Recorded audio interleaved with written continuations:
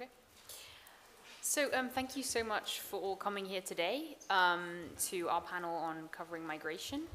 My name is Jennifer Omani. I'm a freelance journalist based in Senegal. And I will allow my distinguished panel to introduce themselves. But just before I do, just to explain a little bit about what focus we're going to have today, because migration is clearly a very massive topic.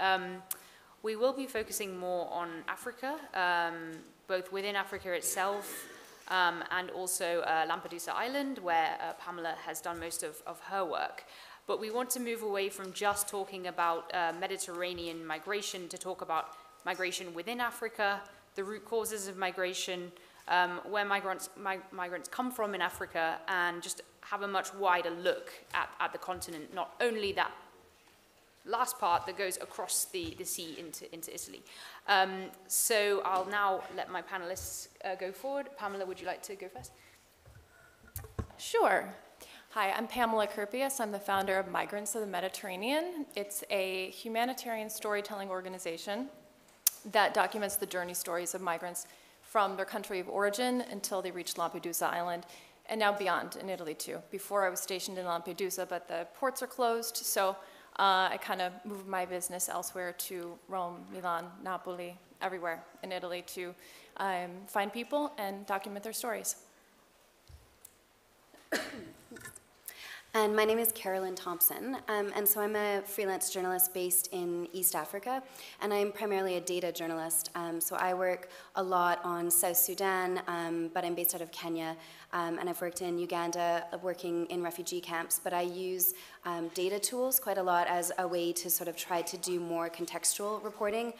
So my interest is really trying to kind of do bigger picture stories that give context to the reasons that people are displaced, and nuances into kind of why the situation has become what it has and the scale. Yeah. My name is Ricci Shryock. I'm a photojournalist I live in Senegal. Sorry. Is it on? Oh. Thank you, sorry. My name is Ricci Shryock. I'm a photographer and journalist based in Dakar, Senegal for about a decade now. I'm a freelancer as well. I've covered migration mostly in West Africa, in a number of countries, Niger, Guinea, Bissau, Senegal, Mauritania, a few other places, as well as speaking to migrants who have arrived in Italy. I'd like to hopefully speak a little bit about ethics behind photojournalism when we talk about migration, and different kind of the way we approach stories from the region. Okay, thank you, Ricci. Yeah. So I think we'd really like to start with, I'm sure many of you are curious, how does one go about reporting a migration story? How do you wake up one day and go, okay, I'm gonna talk to some migrants today. Where are they? How do you reach them? How do you do so in a safe way? And how are you going to ensure that your story is fair to them, that you're doing it in a way that doesn't compromise your safety and your ethics? So I'd like to talk a little bit about that to begin with. We all have very, very different experiences of that. Though in one shape or form, I think we've all come across the involvement of charities, UN agencies, different NGOs that shape our access sometimes and shape the people that we get to meet. So I'd be keen to start with that topic. Maybe Ricci, you would feel comfortable talking about that first. How do NGOs shape the way that we get to report on migration, especially in Africa, where they're so strong? Okay, so You turned it off. Okay, so I'll use a few examples. First of all, in Niger, in Agadez, which is a crossing point, or it's lessened as one now, but into Libya, you'll have UN agencies such as IOM. Will take you to like their center where they have migrants who they've now taken in who have made the journey and are not making the journey, and then you have NGOs who work with local migrants as well, and then you maybe work with a fixer. So I guess the way NGOs can shape or impact who we speak to depends on, I think we need to be very cognizant of that when we're reporting, because they might have a message that they want to send out about their work, which is a legitimate thing that they want, but we need to know what kind of information we're getting. The migrant who is in an NGO center or in an NGO safe space might have a different story than a migrant who you might meet in the ghetto. I don't like, that's the word they use in Agadez, for the houses where the migrants meet up, where they're not associated with an NGO. So I think we need to be aware that while you might get one story, if an NGO introduces you to some people, it might not be the full picture. So we need to make sure we mix up where our sources are coming from and who introduces us to the people that we're speaking to. Yeah, I think also when you have something like the International Organization for Migration, which is a UN agency that is nominally independent, it's being funded by the European Union, and therefore it has some direction of policy which is related to how the EU views migrants, which from Africa is not very favorably. I know from my own reporting in Niger, this was like very apparent that the EU had really told the IOM to start a deportation program, essentially, of people back to their own countries, so that they wouldn't take that step and go on to try to access Europe. You know, that's really something that you have to question when you're being allowed to speak to some people. What are they likely to say? Where is the money come from? And what are you likely to get out of that, you know, conversation? So maybe, Carolyn, East Africa is a different context, and you know, it's much more there a question of people fleeing across borders, but staying put a lot more. So could you give us the context, NGOs you work with there, and what's happened to you? Yeah, it's actually a really interesting challenge that we have. So within South Sudan, access is really complex because it's currently in a civil conflict, and there are a lot of areas of the country that are really insecure. And so the only way, in some cases, to get to certain places is through an NGO. And so you have to rely on them. In Uganda, where the refugees are, it can be very different. So in Uganda, you can go directly to a lot of the places because security isn't as much of an issue, but you can also be facilitated through NGOs to get access to certain parts of the camps, for example. And just to give you a sense of what that actually means on the ground. So initially in 2016, when the fighting kind of resurged again in the capital city of South Sudan, and then the war moved further south into a region where there hadn't been as much conflict in the recent years, there was a huge flood of refugees who moved out of the south part of the country into Uganda. And so these refugee camps, what they call settlements, formed very, very quickly. And so the stories from the NGOs were that they were doing their very best. They were being given funding. They were trying to help everyone. The reality on the ground when you talk to people was that, for example, they were not able to get enough clean water. So people were having to go to the stream to get access to water because there were just so many people that came so quickly. And another example is a lot of the food that's provided to NGOs is actually what they call like an in-kind donation. So they don't actually get money necessarily, especially somewhere like South Sudan, which is not super high on the agenda for a lot of countries in terms of financial donations. So what they might get is actual bags of grain that are old, that are stale, but that have been donated because they're left over from another country. And so refugees were being given these grains that weren't actually usable to them. They weren't grains that they were familiar with, they didn't know how to cook them, and they couldn't afford the price to grind it, so they couldn't actually even really consume it the way it was meant to be. But the NGOs were afraid to tell journalists that because they don't want to lose that donation. They already struggle to get enough funding. So if they have this public that people are struggling to eat what they're giving, they're afraid they just won't receive that food anymore at all, and then they'll have nothing to eat. So NGOs try to control the message to make sure also that they can continue to do their job, which we understand, but it can be a really big challenge to sort of navigate and understand what the truth is. And sometimes if you have to be reliant on NGOs as your method of access, that can really frame the narrative that comes out. And especially in the case of journalists who aren't based in the region, who come in for 2 weeks or 1 week and just see what they're able to access through that lens. Absolutely.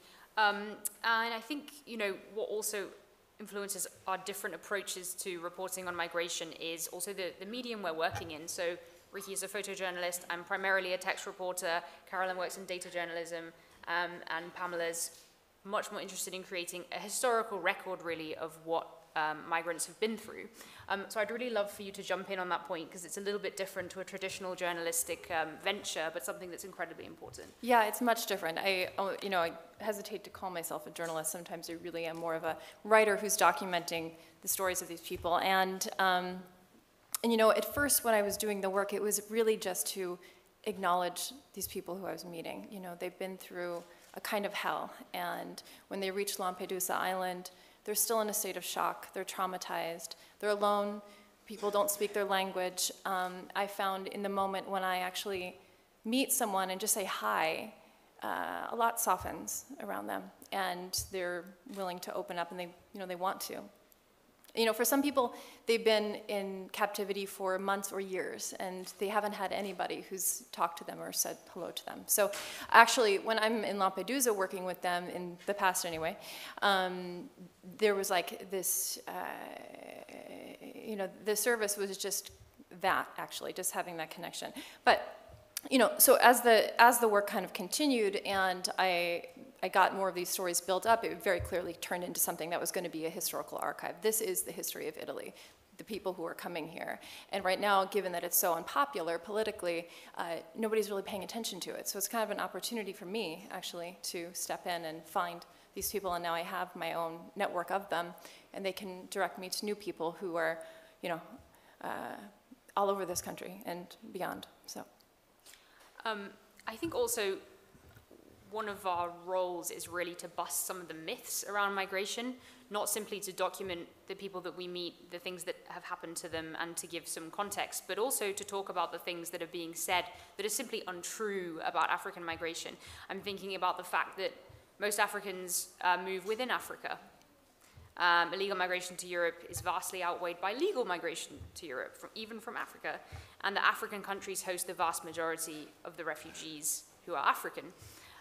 So would anyone like to give an example, or can think of a time where this has become important to bust a serious myth about migration? I can give it just a quick example of this internal migration that we talk about. I did a story, actually I have a photo.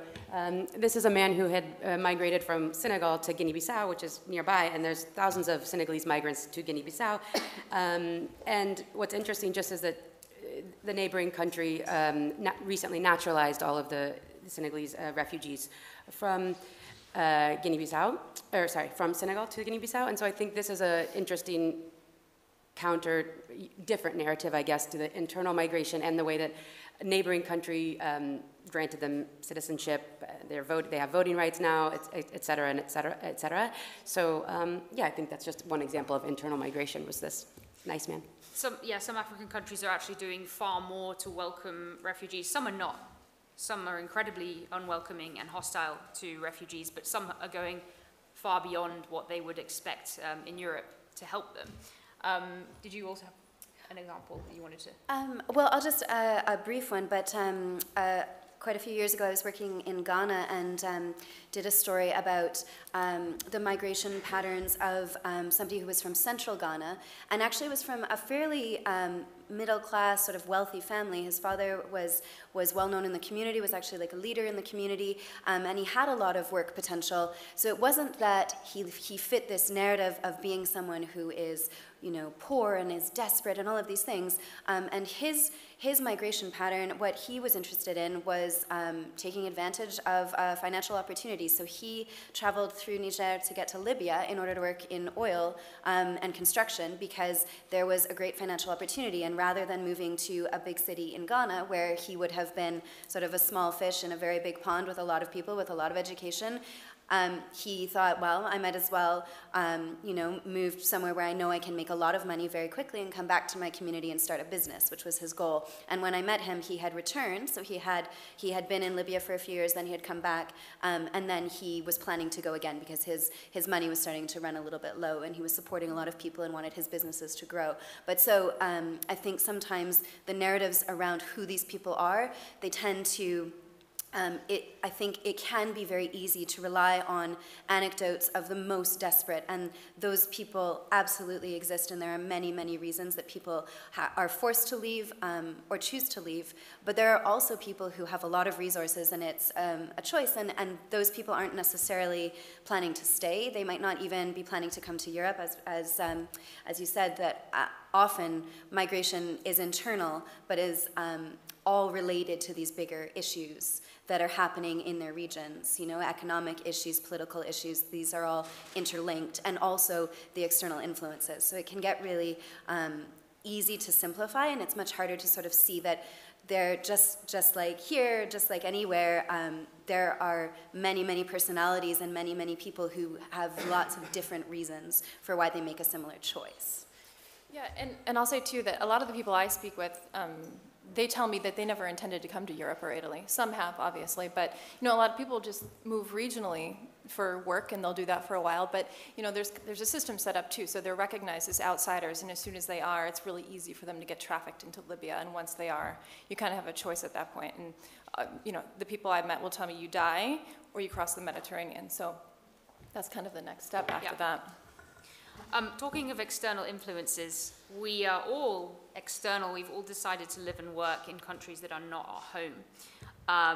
And I think one of the most difficult things to work through as a journalist is making sure that you're doing justice well, not necessarily having all of the local context all the time.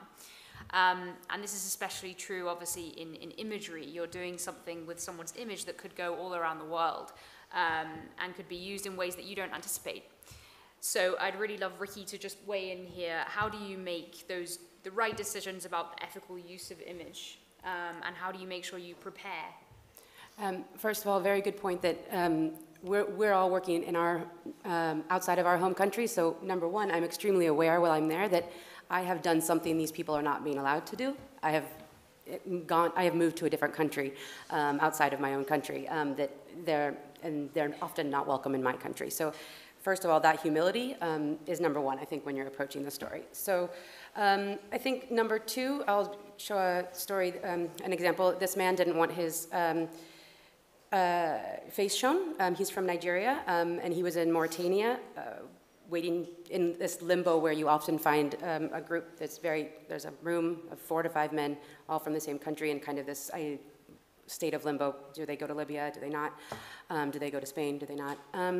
So he didn't want his face shown, so I took this of his shadow. Though, for instance, I'm not quite sure that I am okay with this photo because he looks very menacing in this photo. So I have questions about whether this photo should be used or not. So this is kind of an example of that. Same with this. I mean, besides the fact that it's not very well lit. Again, these men are shadows. They look kind of menacing. Maybe I shouldn't use this photo. So that's one example of, because often when people don't want their faces shown, you have to figure out different ways to show them. This is a story, real quick, of Fatima Jawara. I think you broke this story. So this was a Gambian goalie on the women's football team, and she drowned in the Mediterranean, unfortunately, and trying to cross. So we were in Gambia photographing her team and her family, and so one thing I wanted to do visually was show the life that she had left behind and show how full it was and how her family and her friends had been impacted. So I think it's really important, if you can, to have diversity in your images and not just show them in a quote-unquote poor environment or, you know, with they're lacking something. She had a rich life.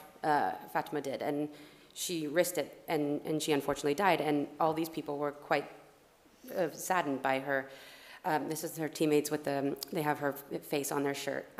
They had a game for her. So this is one thing, a way to hide people's identity that I am okay with, because for me it's maybe a cheesy metaphor, but obviously they're facing a wall. These are men in Niger, in Agadez. They're from Gambia. They wanted to go. They had actually already been dumped in the desert once, and they were going to go back again by their trafficker. So, and for me, this kind of shows like a hope and a dream that they had. So I think to say all that, I'll touch on one more point ethically because this man was really, really in a terrible state. He just like the hope he had also been left behind in the desert, and I think everyone in his caravan had passed away but him, and he had come back, and he really just wanted to get back to his home country. He's from Burkina Faso. So there's questions that arise too, that like these people are, this man, for instance, was in a very, he was quite sad. I mean, sad's not the word.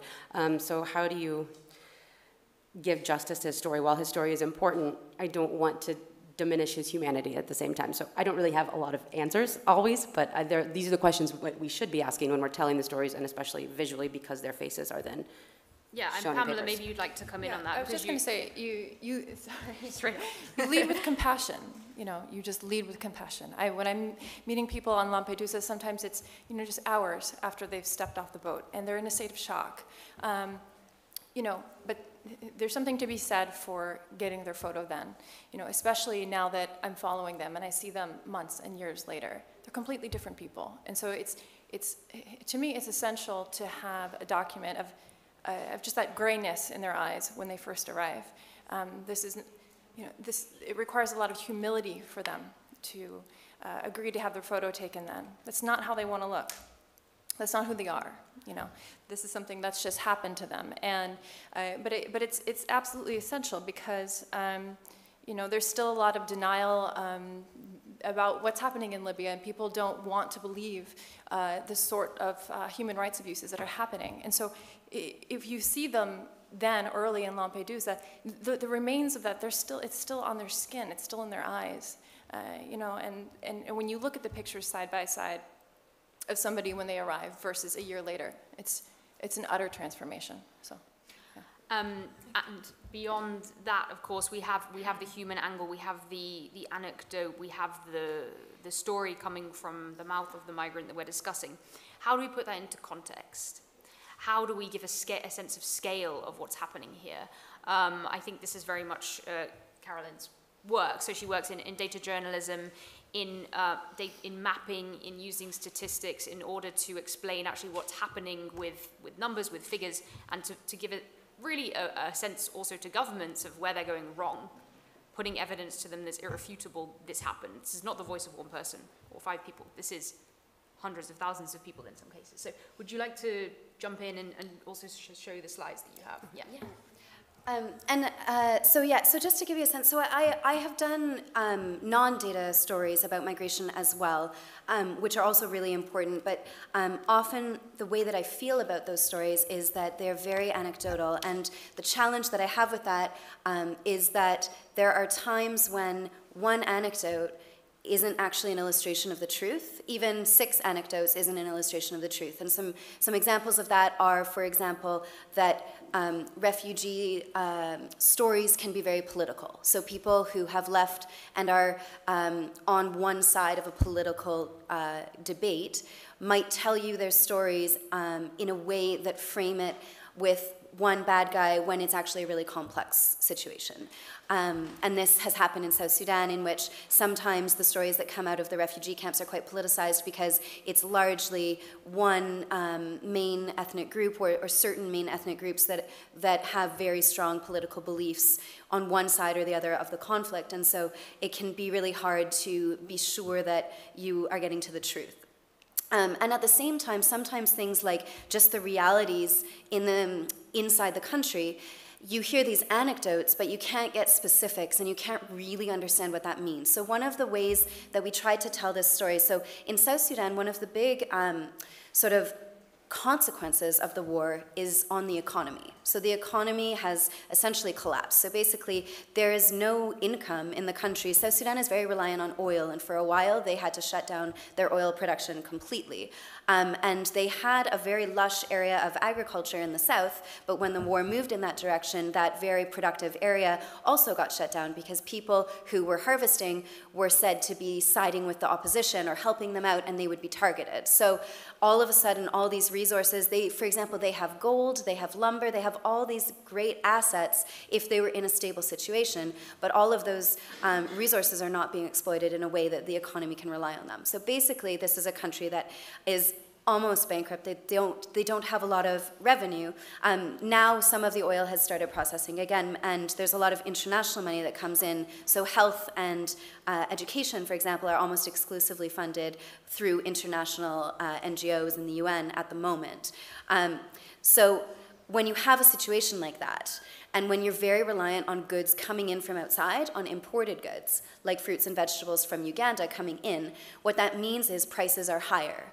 But the currency is depreciating because there's a black market and then there's a bank rate, and they are very different. So we wanted to do a story looking at data to try to show what would this actually mean. If I've been living in this country for 5 years, I used to be okay. What does it mean now? Because we were hearing these stories in the refugee camp. I can't afford anything. I had to leave. I was so desperate. But what does that actually mean? So if you can pull up, okay, so I found out that the UN actually has people who go to the markets every week and they collect data on food prices. So they say, this same bag of like 1 kilogram of rice or whatever it is, how much does this cost today? At the same time, the same place, across the country. Now, because of the conflict, they're not always consistent, so the data I ended up using was just for the capital city. But what we were able to do was look at over 5 years, how much have the prices gone up. So this chart just shows you, this is in South Sudanese pounds. So this is a 5-year period. So in January 2013, you can see the yellow line is beef. So I don't remember what the amount was, but I think it was a kilogram or something. These are just sort of internal charts that I've made just to illustrate for you. But the price of beef has gone from like maybe, I don't know, 6 or 40 South Sudanese pounds to thousands. And so I remember the lead of this story was, if you're a teacher in South Sudan and you want to buy a chicken, you would have to save your salary for 2 months and you still wouldn't have enough money to buy 1 chicken for dinner if you're a teacher. So if you go to the next one, so what I also did was I wanted to be able to compare those food prices going up to what that actually means for somebody who's earning a salary in South Sudanese pounds. So I went through government budgets because the government has standardized rates for these jobs. If those people are paid on time, often they actually don't get paid right away because the government didn't have income and they would prioritize the military. But even then, soldiers often weren't paid for months at a time.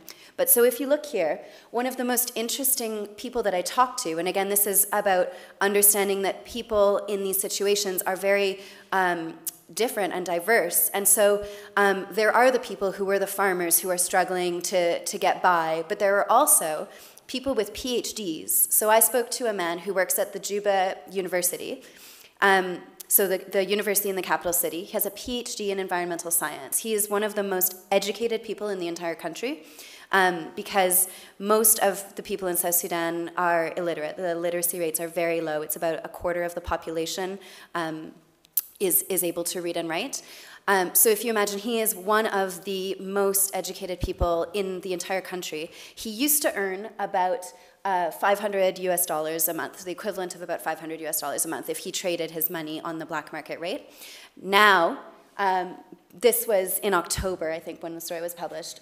Now he earns about $40 a month. And you imagine, if you are the most educated person and all of your other family maybe don't even have jobs, or maybe their partners have been killed in the war, so now these siblings and children are moving in with you and you're trying to look after them, and all of a sudden you have 18 family members that stay with you, and you're the educated one who should be able to look after them, and your salary is worth $40. And beef costs $40. How are you going to feed them? So this man, because he's very resourceful, he's very smart, he has done contract work for a lot of the NGOs that are coming in. He'll take little contracts here and there to do different projects. And he also owned a motorcycle, so he was driving his motorcycle like a taxi, which is a business, often for international employees of international organizations that are working there. But that also sort of changes the economy. But so basically, this was a story that we tried to give people an understanding of. This is one of the reasons people are leaving. It's not that people are just wanting to move. It's not that they have necessarily been directly affected by the fighting in the war. But there are all of these complex reasons, and frankly, international organizations are part of it, because the fact that the UN is there does artificially change the economy and sometimes depreciate the salary even more. And so these things are all really important to understand. So this is just one example of how we can use data to try to tell these stories. And then if you go to the next one, so this is another thing that we use, another tool is satellite imagery. So this is a city in the north called Malakal that used to be very populated. It was a very big city. And it had a big cathedral and was, a university, was somewhat diverse. It had different ethnic groups. If you go to the next one, that's what it looks like now. So after the fighting, much of the city was destroyed and there's nothing left. A lot of the buildings are now occupied by different people. And then if you go to the next one, this is a region near the UN camp just beside that city. And then go to the next one. That is now where people primarily of one specific ethnic group are in camps, just beside the city that was destroyed. So this is just to give you an idea. What we can use satellite imagery for is to gather data, one, to confirm stories that we hear, so we can actually confirm whether or not property has been destroyed by trying to identify where they came from. But we can also use it to understand where they are now and the scale and illustrate that. Yeah, I think we can stop there, sorry. Yeah, I think also the sense of a place's economy is incredibly important for some of these stories. I'm sure most of us have heard somebody ask at some point, why do these people want to leave? Do you like chocolate? Do you like your iPhone? Do you like having, nuclear energy? Do you like having a diamond ring? All of these things come from Africa. All of these things hugely deplete the economies of the countries where they come from because they're shipped out raw, because the tariffs are put on the transformed product. So you don't get a diamond ring out of Sierra Leone, you just get the raw diamond. And this is something that I think is really poorly understood by the majority of people, that when we're talking about economic migration specifically, people get why someone would want to flee a war. It's like, well, if there's unemployment, we have unemployment in our country too. Yes, but it's not exactly the same thing, and the deal is very unfair. We get a lot of things from these countries that make our lives far easier, but we don't really want to give anything back. And that's something that I've really always wanted to reflect in my own reporting. I mean, Ricci, I know you were recently in Ghana. Maybe you'd like to talk a bit about the cocoa industry is another good example of this. Well, and if you don't mind, I'm actually thinking of Guinea. Conakry, Oh, yeah. bauxite is, I kind of had this moment, I do a lot of migration reporting, and a lot of that is around, people not being let in someplace. And I was in Guinea, and bauxite, which is what is used to make aluminum, so it's everywhere around us, a lot of it comes from Guinea. And so they just take the earth and they truck it down to the port, and it just goes off. They don't refine it, they don't do anything to it. And it's very difficult to reconcile the idea that people won't let Guineans even visit their country, but they're willing to just take the earth from Guinea and ship it off. And it seems unrelated, but it's not, and it destroys the environment. And I think one thing I just wanted to touch on real quick too is about this question, why are these people coming? It's a very Eurocentric, and how can we stop it? It's a very Eurocentric way to look at the story, and it's important to, why are we asking why they're coming? Why don't we ask, why can't they come? Why wouldn't they want to come? Why wouldn't they want to move? Humans have moved throughout history, so I think there's a Eurocentric way to look at it, which is often the editor saying, why are these people coming? What can be made to stop them? And there's an Afrocentric way to look at it. Why can't I go to that country? Why can they come to my country? What are they taking from my country? So I think we need to be very mindful of the same narrative playing out and what lens we're looking at migration through, and ask different questions than are being asked often. I just want to add to that, just to go back to the fact that we all recognize that we are not from the nations that we are covering, and that is something that personally I grapple with every day that I'm doing my job. I think about, should I be here? Do I have the right to be here? Why am I doing this work that somebody else maybe could do better? And am I asking the right questions? And one of the things that I think is really important, and taking into account sort of how we think about the role that we have, is collaborating with journalists who are from that region. So a lot of the journalists that I work with actually are currently in exile from the countries that they're from, because there's a lack, I guess, of press freedom in South Sudan and in other places. But I work very closely and usually in a collaborative manner with journalists who are from the area, to allow me to feel that any story that we're telling has both of those perspectives. Because I do think that I have skills like data that I offer that might not be something that a local journalist is doing, but I also really, really value the reporting from the perspective of somebody who actually understands all of the local context. And one of the ethical dilemmas that we face with that, especially when you're working with journalists who are in exile and whose lives are at threat, is whether or not you share a byline. And if you don't, which is often at their request, are you taking credit for work that somebody else did? And we talk about sometimes people will use pseudonyms, but they use the same pseudonym every time, so they use a name that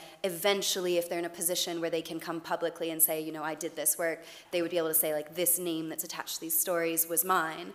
But is it ethical to use the pseudonym and you know, all of these questions? But I think just one of the things that's really important in migration reporting, because this is such a politicized issue, is to be certain that you are respecting that you're seeing it from one lens, and they'll see it from a different lens, and it's really important to have both of those perspectives in the reporting. I wonder also if you all think it's a coincidence that we're freelance. I was a staff journalist until a year ago, and I was covering migration from a distance from a lot of different countries in West Africa. I did not feel able to do that job properly. I actually left my job in order to be able to do stories that I've since been much more proud of. I've had the time, I've had the access. I've had a lot less money, but I've felt much more passionate about my work. I wonder whether what you feel are the sort of the benefits, but also the usually financially significant downsides of being freelance while covering migration. Pamela, perhaps you'd like to? Well, I mean, my case is a little different too, because I started my own organization. Migrants of the Mediterranean is mine, so there's nobody who's looking after me, or I have no editor. I make all of the decisions. So there's no entourage following me. There's no UNHCR vest. So when I go to meet people, it's very intimate. It's one-to-one, and I don't have, you know. So it gives me incredible freedom, and trust is the main thing, though. Like, I get to actually look somebody in the eye and say hi to them, and you know, we develop a rapport. So yeah, that's what I get from it. But not a lot of money so far, but that's going to change. You can leave donations at the door. That's going to change. Yeah.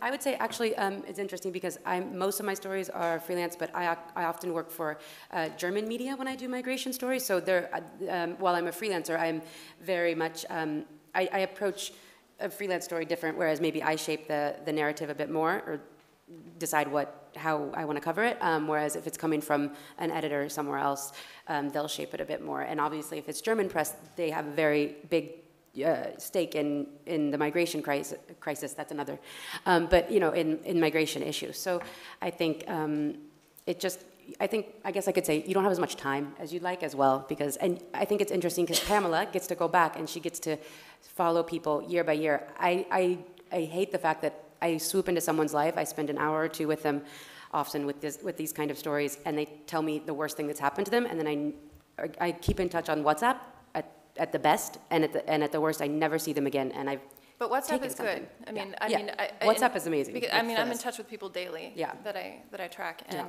so it's great. You know. Yeah. It works. They need that moment. You can send. You know. Sorry, just to add about freelance, I think for me as well, I've had opportunities where I could have applied for staff jobs in the region, and I feel like my interest is really in providing context and also in doing data-focused work, just because I think there's a lot of power in that tool, and there's so much information that we're not necessarily able to look at, and so I really appreciate the flexibility and the freedom of being able to shape kind of the structure of the stories that I want to do and pitch to the outlets that I know would want those stories. And I am aware of certain outlets that prioritize things like conflict or terrorist activities and certain narratives, and I don't work for those outlets, or I'll choose where I want a specific type of story to go and make sure that I'm happy with it. But as you said, a lot of my work is based on grant funding. So one large project on South Sudan is is funded by, for example, the Pulitzer Center on Crisis Reporting, but the way grant funding works is often they'll give you part of it up front and then part of it later. And so if your story is an investigation that takes 2 years, for example, you are taking on personal debt sometimes to be able to finish it because it's a project you think is important, but that can be really, really complicated. And so as much as the flexibility is great, the financial realities for freelancers who are trying to tell a different type of story or spend more time on one story it's not easy, shall we say. Thank you. So I'm sure we'd love to hear some of your questions now. If you have a question for a specific person, then just tell us, or if you just want the panel to respond generally, we can do that too. Please, and could you introduce yourself, because I'd love to hear where people are from and their background. Hi, my name is Andalusia Null, and I'm a freelance journalist reporting on migration in Mexico.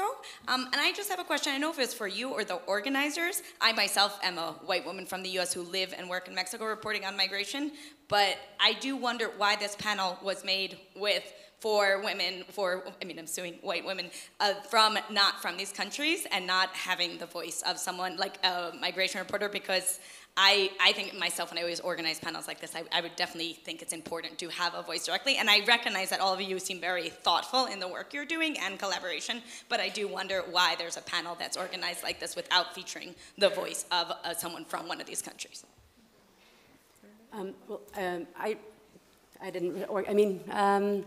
That's a good question, and I knew we would get that question, to be honest. I guess do you want to tell the way it was organized? Yeah, sure. So I think there's several things here. One is that you're right. Two is that one of the really difficult things I think about this, which we've touched on, is how easy it is to get somebody from Africa here. The visa hurdles and the cost are immense and extremely difficult for most of the journalists that I know to actually even make it here. There's also, by bent of certainly the local journalists that I know, they're not usually only covering migration, they're usually covering a whole host of issues. They have views on migration, but it's not something that they, again, have the privilege to cover in depth all the time.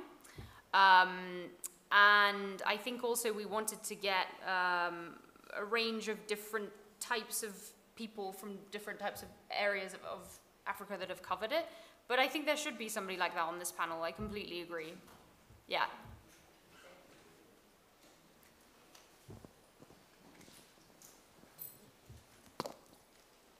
Hi, sorry, I'm Vittoria. My question is focused on Niger.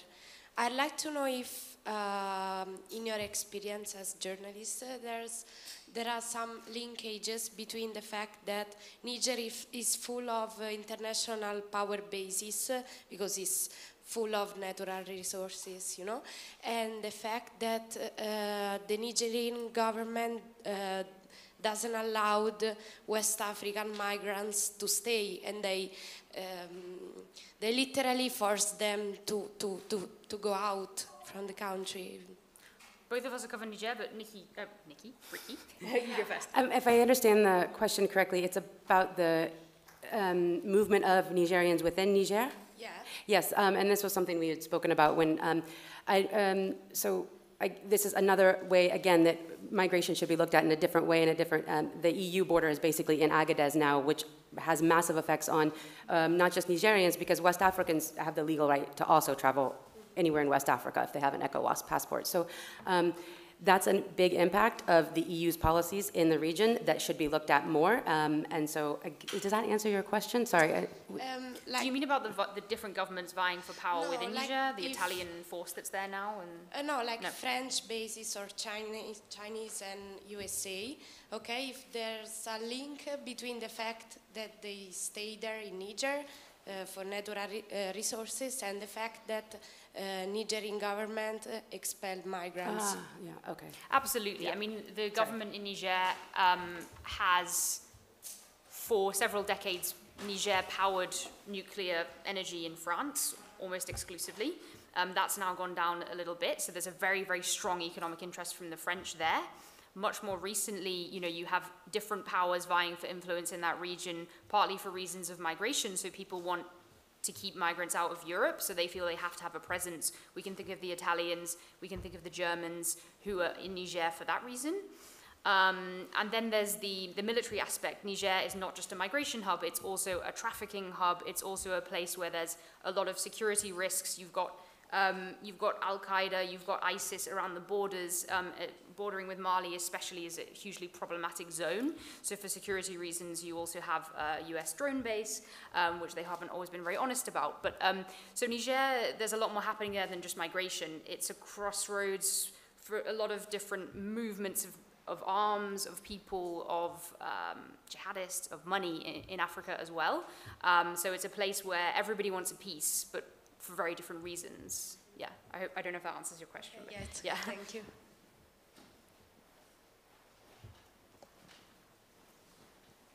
Well, I'm Philip, working for Swiss Television from Italy. I would just like to ask you about this general approach in Europe, distinguishing your object of study or interviews in migrants and refugees, and you even have the UN who does this distinction.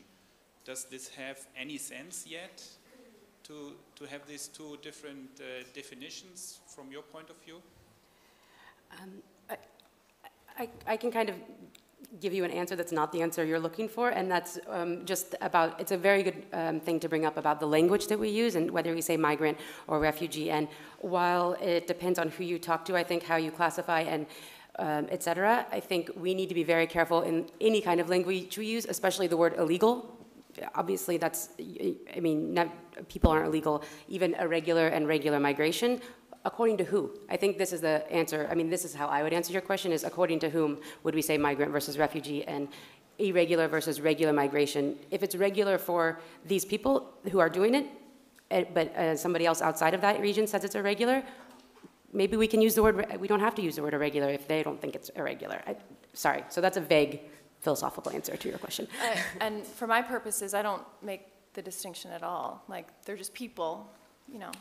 Actually, there's a great book from Pietro Bartolo. It's called Tears of Salt, and he's the doctor who's on Lampedusa Island, and he wrote a memoir about being there and recovering all these bodies. And he said really clearly that he grew frustrated with these terms too, people being labeled a certain way, and in the end, they were just human beings. They're just people. So, you know, I do humanitarian storytelling, so I have a different angle on that too. My point is to always restore dignity to somebody, so I try to always call them people, you know, instead of migrants or refugees. But, you know, sometimes those terms come up nonetheless. I will say, though, when in the region in which I work, the legal definitions can be really important, because somebody who migrates for an economic reason or for a climate-related reason, they might not actually be eligible to claim asylum. And so they're, like, even if they do end up somewhere where they're filing a claim, they might not actually, under international law, be recognized as a refugee. And so they could be sent back, even if maybe they're being sent back to a region where there could be conflict and other things.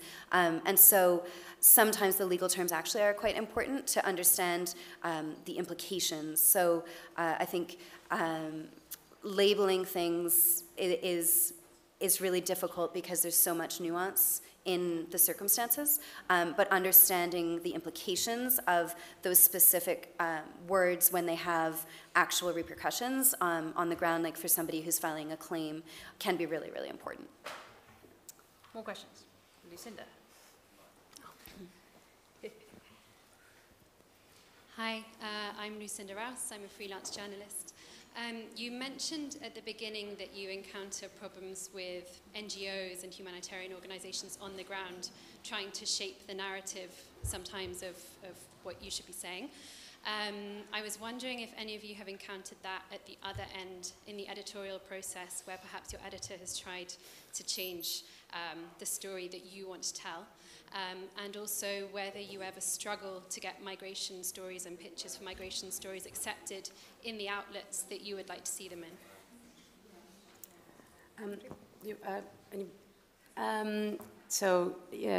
short answer to the first question, yes. I think we all work, and I mean, editors' jobs are hard. They're far away from the subject often, and so they have an idea of what the story would look like, and so you get on the ground and the story looks very different. And I think, yes, so that happens a lot. Or we want to simplify a very complex story. It's very hard for us when we're living there, when we're in there, when we know the people, when we see the story as the complex story, nuanced story that it is, and how to convey that. I would just say I try to push back as much as possible in a polite way, in a constructive way, and not just to push back. But don't be afraid. I think an editor would appreciate that as well if we do it in a constructive manner. So that's my 2 cents on that. The other thing is, being freelance, you can just not work with them again. If it happens too many times, you can just say, these people's values just do not line up with my own. This isn't working, and I don't like the way these stories are handled. That's not an easy decision when that's where your income's coming from. But if things are just more, at the end of the day, whose name is on the piece? It's yours, it's not the editor's. So you are the one that people will assume has the thrust of the thinking as yours. For me, that's incredibly important. I'm not representing an organization, I'm just representing me. And so really my pieces have to reflect as best as possible what I think about something, or it can be, very uncomfortable and even damaging. Yeah. But I will say that can be really difficult, because also by choosing not to work with an organization, you're choosing to allow them to continue to use the narrative that they're using. And so there are some very big outlets that I'm sure we all know that have very sort of common framing of these kinds of topics. And so we might choose not to write for them because we just really want to tell a different type of story. But if we're choosing to write for smaller outlets, or for outlets that are very niche, where people who are looking at those stories are already seeing the message that we want them to know, then maybe we're actually not really doing our job also. So I mean, there's a lot of kind of ethical decision making that happens around it as well. And so maybe there are ways to sort of negotiate that, or there need to be kind of more discussions internally in the journalistic community about the language we're using and why we're choosing to report these issues in these very specific ways.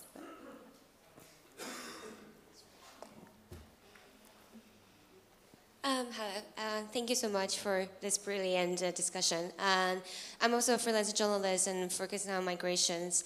My question is that I think that all of you are really aware of your positions, and also aware as Western or external reporters in local region. But I also I was curious about how's actually the power dynamics when you report in a local place and as an international journalist, and the dynamics with a local journalist. And do you actually feel that? What's the privilege that you feel when you interact with them or collaborate with them? Thank you. It's a very good question. I think, number one, to be aware of the power imbalance that might exist, and to try and address that, I think, and make sure it comes into play when you're working is very important. To listen to the local journalist. Listening is obviously extremely number one important. It's our job as journalists, I think. But to listen to the local journalists, especially, or national journalists, especially when, in West Africa, often there's questions that are appropriate to ask or not. And sometimes we can all get in our head that we want the story, but that's not more important than someone's life. And if someone who knows that region better than you is telling you that that's an uncomfortable, inappropriate question to ask, to trust them. And I think that's number one, is to listen to their insight and their expertise. And as Carolyn mentioned earlier, credit, sharing credit and making sure they are also honored for their work and recognized for and paid for their work, and paid well and paid decently. And I see a lot of, anyways, and paid for their work. No, I think sometimes people will take advantage of local knowledge without compensating the people on the ground who are gathering that knowledge. And it might seem easy to them because the local journalist knows the region so well, but that's because they've been working at that national newspaper for a really long time, and so they should be, and they're often very poorly paid at the local news outlets. So it's important to compensate people for their knowledge as well. I think just one perhaps minor point on that, you can also find out a lot about your fixer beforehand and be aware of for example, you might be working with the most prominent journalist who's probably a middle-aged man of a dominant ethnic group. Or you can choose to work with someone from an ethnic minority. You can choose to work with a woman who might be actually much harder working and much more interested in developing your story with you. There's not just like a group of people who are called fixers and you arrive and you pick one. You know, that's actually a process in itself, and who you choose to work with will inform the story that you get at the end too. So that's something that is really something to think about. More questions? Or we're finished? No more questions. Thank you.